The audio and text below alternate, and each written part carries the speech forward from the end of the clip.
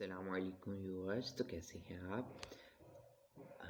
अब पहली वीडियो में हमने किया था क्वेश्चन नंबर 3 और 4 किया, तो आई होप बाकी आपको खुद ही आ गए होंगे, तो इसलिए मैं आपको करवाने जा रहा हूँ क्वेश्चन नंबर 7, ठीक है, जिसमें डोमेन फाइंड करनी है। ठीक है, मुझे लग रहा है कि आपको डोमेन का ही मसला आएगा, तो इस वजह से मैंने डोमेन के बारे में पिछली वीडियो में भी एक्सप्लेन थोड़ा सा किया है, लेकिन अगर आपको फिर नहीं समझ लगी तो फिर मैं दोबारा से एक्सप्लेन करूँगा। इसलिए मैंने क्वेश्चन नंबर 7 डिसाइड किया कि वो आपको करवाऊँ, तो वो हम करेंगे।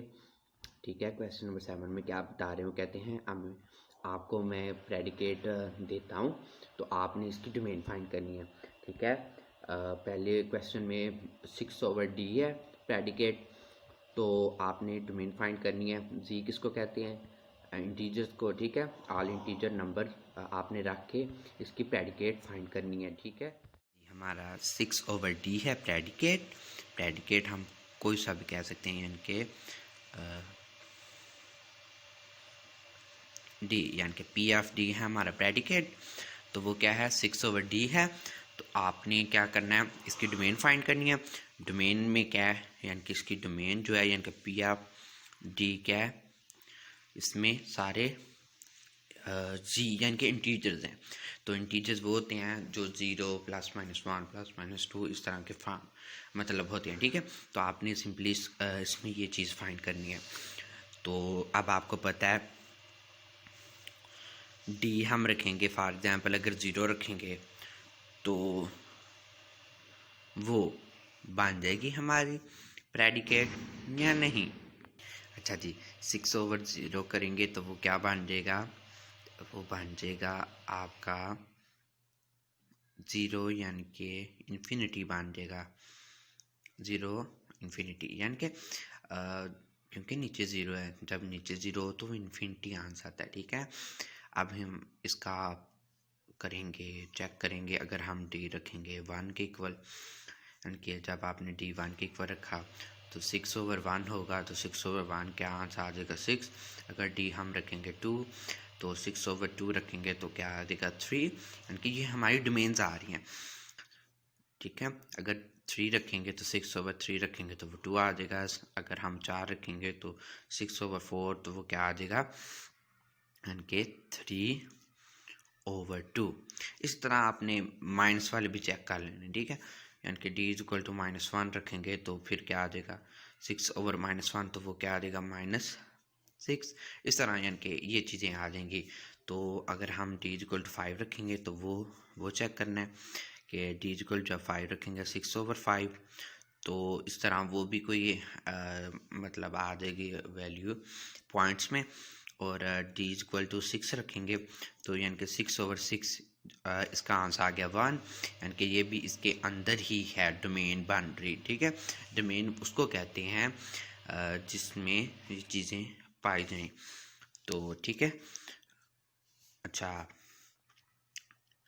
तो अब आपने चेक कर लिया। जब आपने d = 7 रखना है तो 6/7 रखेंगे तो ये एक वैल्यू बन जाएगी 0.समथिंग वो बन जाएगी।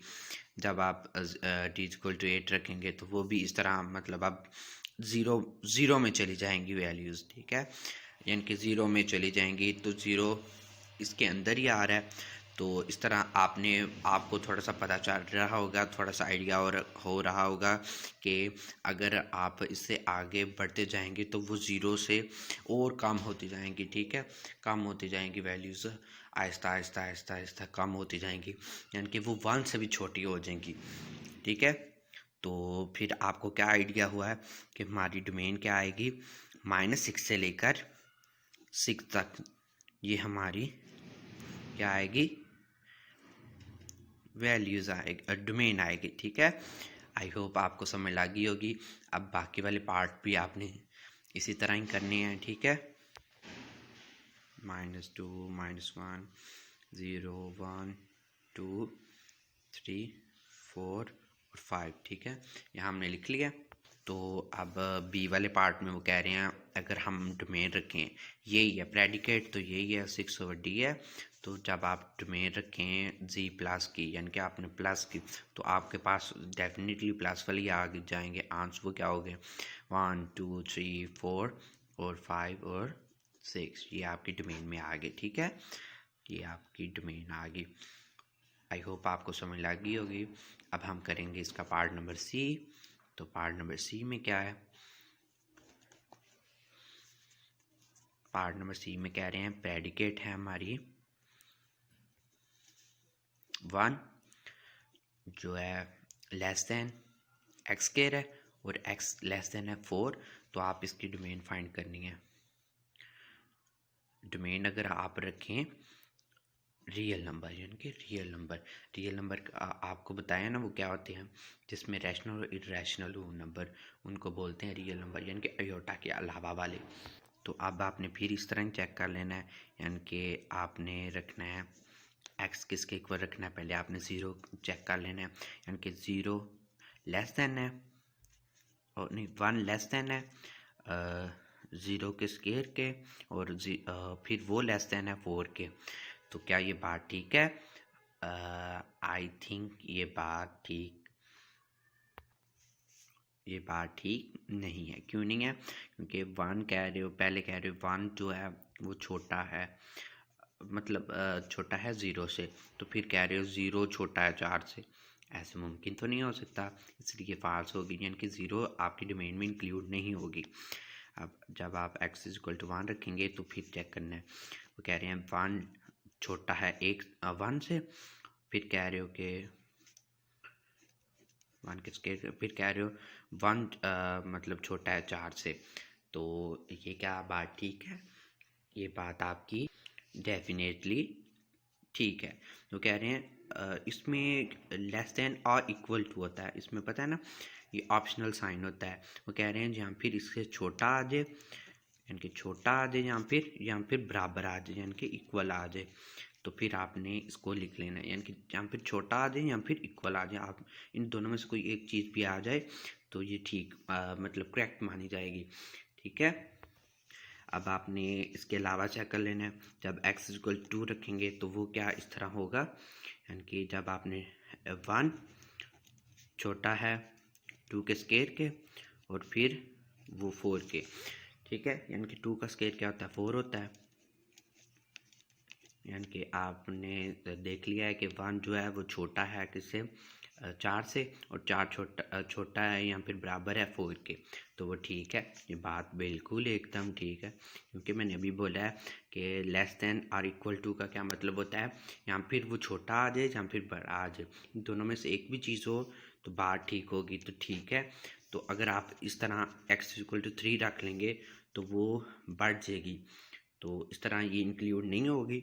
ठीक है, और आपको ये भी पता होना चाहिए जब भी किसी का स्केयर हो, अगर हम प्लस में जो वैल्यू रखें वो ही माइनस में भी वैल्यू रखें तो सेम ही आंसर आता है। ठीक है, तो इस तरह हमारी डोमेन हमें पता चल गई है। वो क्या है डोमेन हमारी 1 -1 और -2, ये है हमारी positive real number negative real number वाली। फिर यूनियन किसके है नेगेटिव पॉजिटिव रियल नंबर की, वो कौन सी है 1 और 2। इस तरह आपने डोमेन फाइंड करनी है। अब हम इसका करेंगे डी वाला पार्ट। डी वाले पार्ट में भी यही प्रेडिकेट है कि 1 लेस देन और इक्वल टू एक्स स्क्वायर है और लेस देन और इक्वल टू 4 है। तो आपने डोमेन क्या रखनी है, डोमेन रखनी है आपने जी, यानी कि इंटीजर्स, यानी कि ये आपकी डोमेन है उसमें क्या आ रहे हैं इंटीजर्स हैं। तो आपने चेक करना है इसकी डोमेन असल में क्या होगी, यानी कि इसका ट्रू सेट क्या होगा, यानी कि जिसमें इसकी डोमेन के बराबर, यानी प्रेडिकेट डोमेन के बराबर ही आ जाए।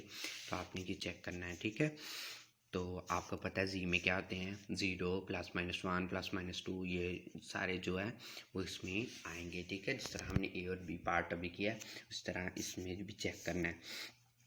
आपने रख लेना है x इक्वल टू, पहले आपने चेक करना होता है 0 से, तो 0 से चेक किया तो 0 लेस देन और इक्वल टू 0 का स्क्वायर यानी कि ये भी बात ठीक नहीं है, क्योंकि हमने पहले किया है कि जब आप ज़ीरो रखेंगे तो ज़ीरो ही इसका आंसर आएगा। तो क्या 1 छोटा है ज़ीरो से? नहीं, 1 तो बड़ा है। तो ये बात गलत होगी, इक्वल भी नहीं आ सकता और मतलब ये छोटा भी नहीं है, तो ये बात रॉन्ग है। तो इस वजह से ये फॉल्स है, यानी कि ये इसकी डोमेन में शामिल नहीं आएगा, यानी कि इसके ट्रू सेट में ये इंक्लूड नहीं होगा।